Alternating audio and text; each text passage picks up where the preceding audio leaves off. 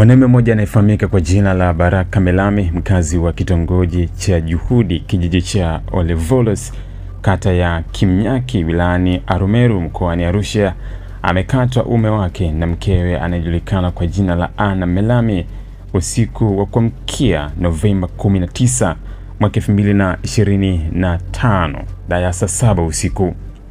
Akisimulia kisa hicho, Baraka amesema kuwa usiku wake mkewe alimsogelea kitandani akijua anataka kufanya tendo la ndoa, lakini baada ya Baraka kupata hisia, mkewe alishika kisu na kukata sehemu hiyo ya siri na kuiondoa kabisa,